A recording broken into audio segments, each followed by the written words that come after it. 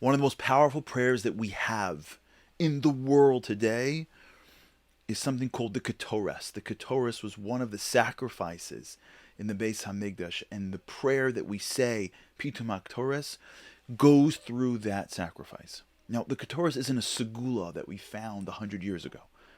The Ketores stems from Moshe Rabbeinu. When Moshe went to get the Torah from Shemayim, the Gemara in Shabbos teaches us that he was being blocked, if you will, by the angels. They wanted to keep it up in Shemayim. They wanted to keep it up in heaven. And he outplayed them and he convinced them that the Torah was for the people on the earth. And after he did that, they gave him gifts. And the Malach HaMavet, the angel of death, gave him the gift of Ketores.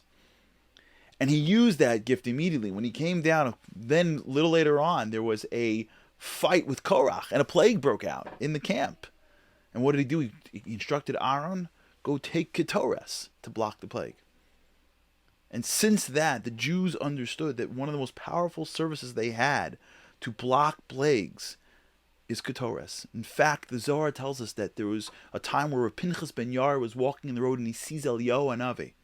And he asks him to give him something that could help people. And he says that if there's a plague that breaks out, an announcement goes out in heaven that if the sons of the Creator gather in shuls and recite Pitum Ketores with fervor and intensity, the plague will not harm Bnei Yisrael.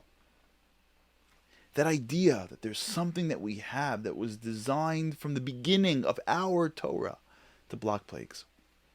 So I'm asking you to join us and thousands of other people that are taking upon themselves to say this prayer of Ketores daily for the protection of our soldiers and our nation. We need it now. One recital a day, 3 minutes a day of this prayer could literally create a block to those that are trying to hurt us, can create a wall of protection for our nation.